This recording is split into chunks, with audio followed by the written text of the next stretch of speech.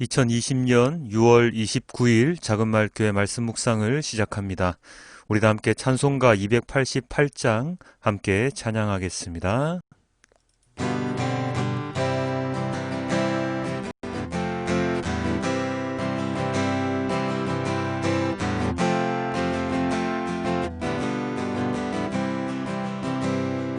예수를 나의 구주 삼고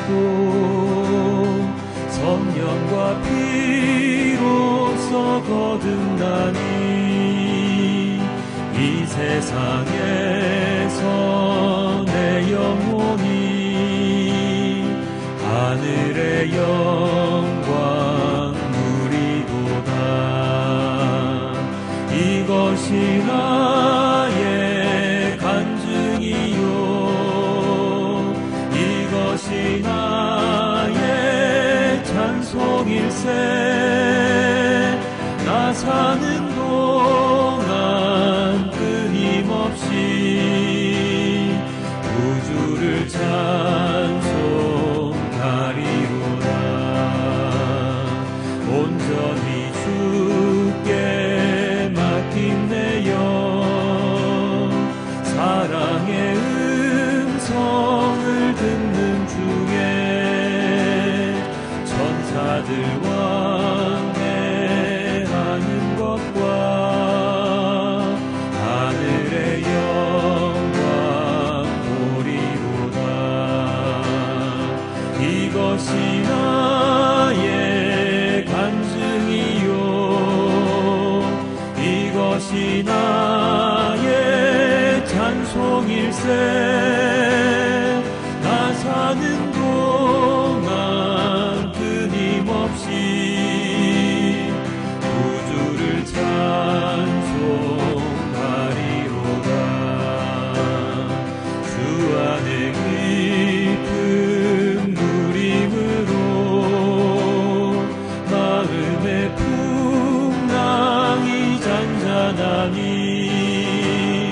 세상과 나는 간 곳 없고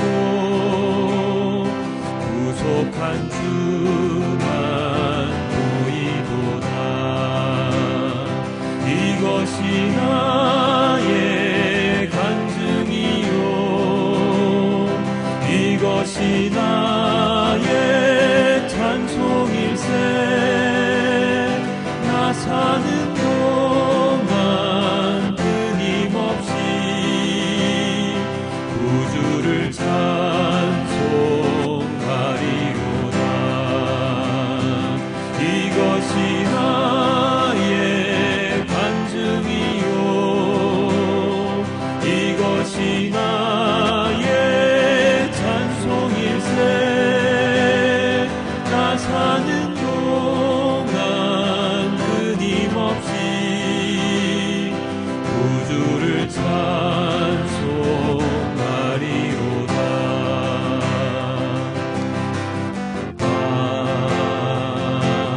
아멘. 세상의 것이 아닌 주님의 것으로만 나의 마음이 채워지기를 원합니다. 나의 간증이 온전한 간증이 될 수 있도록 거짓 간증이 되지 않도록 주님 저희의 삶을 인도하여 주시옵소서. 언제나 주님을 구주로 삼고 우리의 삶의 방향타로 삼고 나아가는 우리 모두가 될 수 있도록 주님 인도하여 주시옵소서. 이 모든 말씀 우리 주 예수 그리스도의 이름으로 기도드렸습니다. 아멘. 오늘의 말씀은 마가복음 4장 13절에서 20절까지와 그 병행 본문들입니다. 마가복음입니다.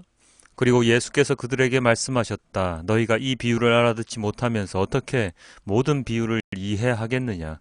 씨를 뿌리는 사람은 말씀을 뿌리는 것이다. 길가에 뿌려지는 것들이란 이런 사람들이다.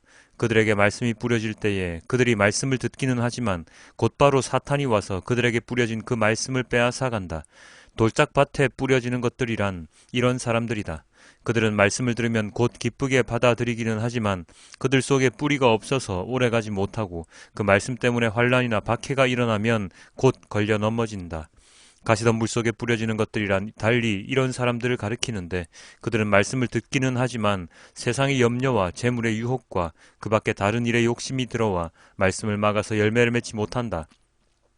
좋은 땅에 뿌려지는 것들이란 이런 사람들이다. 그들은 말씀을 듣고 받아들여서 30배, 60배, 100배의 열매를 맺는다. 마태복음입니다. 너희는 이제 씨를 뿌리는 사람의 비유가 무슨 뜻을 지녔는지를 들어라. 누구든지 하늘나라를 두고 하는 말씀을 듣고도 깨닫지 못하면 악한 자가 와서 그 마음에 뿌려진 것을 빼앗아간다. 길가에 뿌린 씨는 그런 사람을 두고 하는 말이다.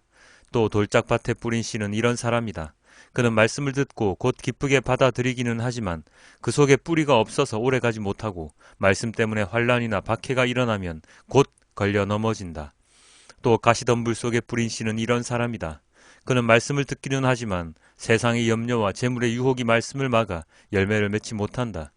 그런데 좋은 땅에 뿌린 씨는 말씀을 듣고서 깨닫는 사람을 두고 하는 말인데 이 사람이야말로 열매를 맺되 100배 혹은 60배 혹은 30배의 결실을 낸다. 누가복음입니다. 그 비유의 뜻은 이러하다. 씨는 하나님의 말씀이다. 길가에 떨어진 것들은 말씀을 듣기는 하였으나 그 뒤에 악마가 와서 그들의 마음에서 말씀을 빼앗아감으로 믿지 못하고 구원을 받지 못하게 되는 사람들이다. 돌짝밭에 떨어진 것들은 들을 때는 그 말씀을 기쁘게 받아들이지만 뿌리가 없으므로 잠시 동안 믿다가 시련의 때가 오면 떨어져 나가는 사람들이다.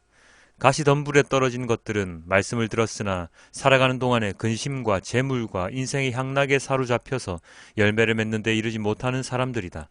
그리고 좋은 땅에 떨어진 것들은 바르고 착한 마음으로 말씀을 듣고서 그것을 굳게 간직하여 견디는 가운데 열매를 맺는 사람들이다. 아멘. 오늘의 본문은 씨 뿌리는 자의 비유에 대한 예수님의 설명입니다. 씨 뿌리는 비유를 많은 이들에게 선포하셨을 때 그것을 알아들은 사람들이 거의 없었다고 말씀을 드렸지요. 그래서 많은 이들이 예수님 설교를 듣고 집으로 돌아갔고 일부 몇 명의 사람들과 제자들이 남아서 예수님께 이 비유에 대한 설명을 듣습니다. 씨 뿌리는 자의 비유는 총 4부류로 나뉘어지죠. 첫 번째는 길가에 뿌려진 씨입니다. 두 번째는 돌짝밭에 뿌려진 씨입니다. 세 번째는 가시덤불 속에 뿌려진 씨입니다. 네 번째는 좋은 땅에 뿌려진 씨입니다. 농부가 씨를 뿌리는데 이렇게 많은 곳에 다양하게 씨가 뿌려졌습니다. 이 씨는 복음서에서 하나님 말씀이라고 예수님께서 풀이해 주셨지요. 말씀이 뿌려지는데 길가와 돌짝밭, 가시덤불 속 그리고 좋은 땅에 뿌려지는데 이 땅들은 사람들의 마음일 것입니다.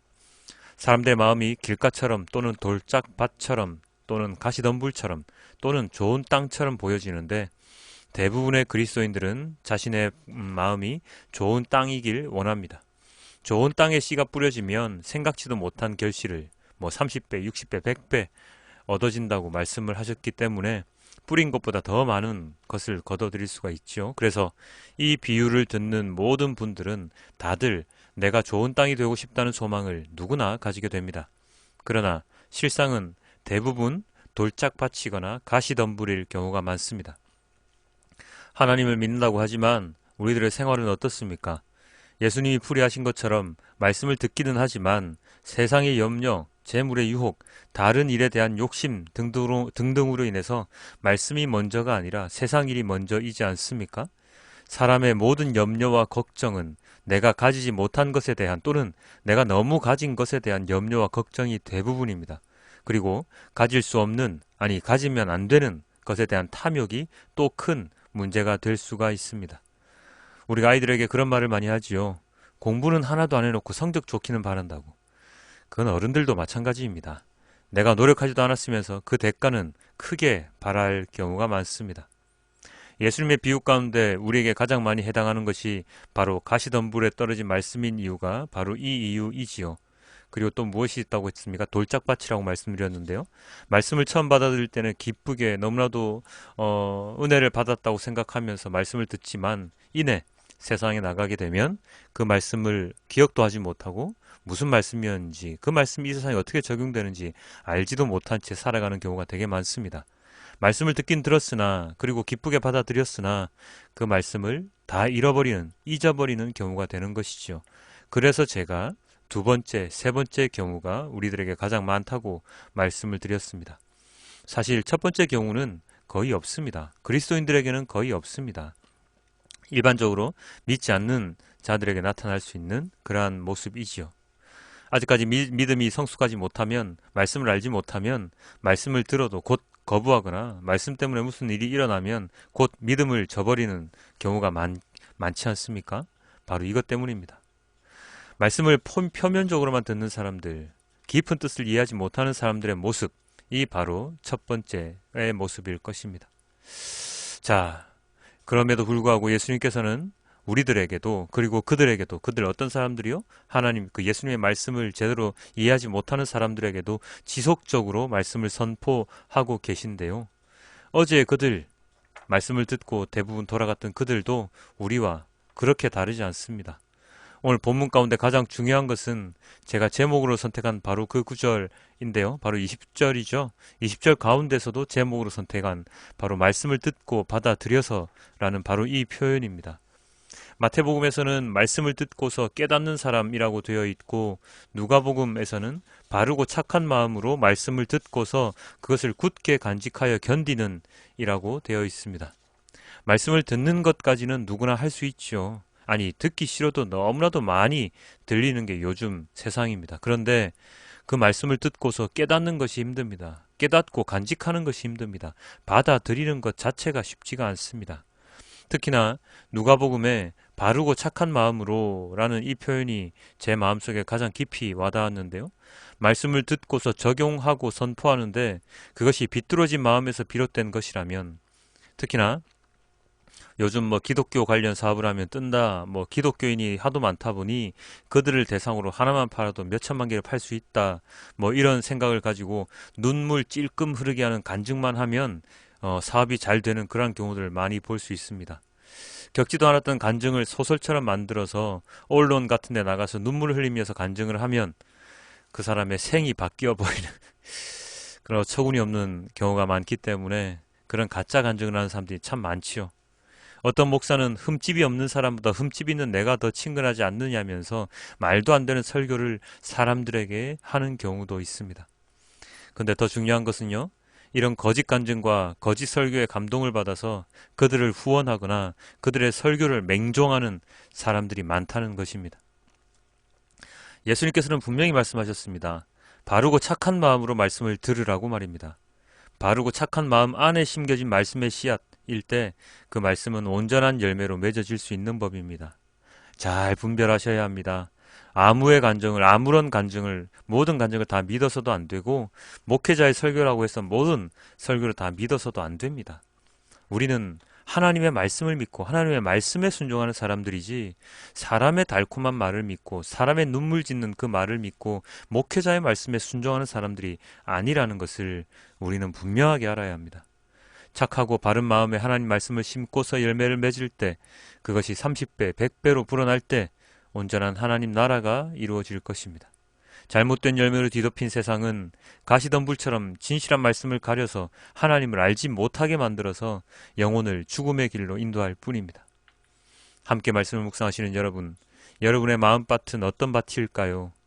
오늘 하루는 나의 마음밭에 대해서 생각해보고 어떻게 하면 착하고 바른 마음, 좋은 땅이 될 수 있을지를 고민하는 하루가 되길 소망해봅니다. 말씀을 듣는 데서 그치는 것이 아니라 그것을 받아들이고 간직하고 끝까지 붙잡고 견디어서 내가 알고 있는 이 말씀을 사람들에게 전하는 자가 되기를 소망해봅니다. 그렇게 되었을 때 수십 배의 열매가 아니더라도 하나님께서는 우리를 향해 밝은 웃음을 보여주실 수 있지 않겠습니까? 우리 모두 오늘의 말씀을 메시지 성경을 함께 보시고 말씀을 맺도록 하겠습니다. 예수께서 계속해서 말씀하셨다. 이 이야기가 어떻게 되어가는지 알겠느냐? 내가 하는 모든 이야기는 이렇게 이루어진다. 농부가 말씀을 뿌린다. 어떤 사람은 딱딱한 길바닥에 떨어진 씨와 같다. 말씀을 듣자마자 사탄이 그 속에 뿌려진 것을 낚아채간다. 또 어떤 사람은 자갈밭에 떨어진 씨와 같다. 그는 처음 말씀을 들을 때는 아주 뜨겁게 반응한다. 하지만 성품의 토양이 얕다 보니 감정이 식거나 어려움이 닥치면 아무 쓸모없게 되고 만다. 잡초밭에 떨어진 씨는 천국 소식을 듣기는 하지만 듣기는 듣지만 해야 할 온갖 일과 갖고 싶은 것에 대한 염려로 짓눌려 있는 사람을 가리킨다. 스트레스에 숨이 막혀서 들은 것조차도 아무 소득이 없다. 그러나 좋은 땅에 뿌려진 씨는 말씀을 듣고 품어서 생각지도 못한 큰 결실을 맺는 사람을 가리킨다. 아멘. 주님 감사합니다. 주님의 말씀을 듣고서 깨닫고 이해하고 그 말씀을 끝까지 간직하며 나아가는 살아가는 우리가 되어야 할 것입니다. 주님, 우리의 필요에 따라 주님의 말씀을 선택하여 듣는 자가 아니라 주님의 말씀이 선포되어지는 그 가운데 주님의 말씀만을 기억하며 말씀만을 순종하며 살아가는 우리가 되었을 때 착하고 바른 마음 속에 주님의 씨가 뿌려진 것처럼 우리의 마음이 변화되어서 이 땅에 주님의 말씀을 전할 수 있는 자가 될 수 있을 것이라고 믿습니다. 주님, 여전히 죄 가운데 살아가는 우리들이기에 말씀을 왜곡하여 듣고 잘못된 말씀을 들어서 그게 진리라고 믿고 잘못된 사람들의 간증을 듣고서 너무나도 측은하게 여기고 하는 잘못을 너무나도 많이 저지르고 있습니다. 주님, 이것은 무엇 때문입니까? 우리가 말씀을 제대로 모르기 때문입니다. 주님, 주님의 말씀을 제대로 알 때 어떠한 것이 거짓 간증인지 어떠한 것이 거짓 말씀인지 우리는 분별할 수 있게 될 것입니다. 주님, 우리가 말씀을 분별할 수 있도록 말씀을 가지고 어떠한 것이 진리인지를 알 수 있도록 주님 깨달을 수 있도록 저희의 삶을 인도하여 주시옵소서. 잘못된 길을 함께 걸어가는 자가 아닌 잘못된 길을 걸어가는 자를 올바른 길로 다시 끌고 올 수 있는 우리가 될 수 있도록 주님 인도하여 주시옵소서. 이 모든 말씀 우리 주 예수 그리스도의 이름으로 기도드렸습니다. 아멘.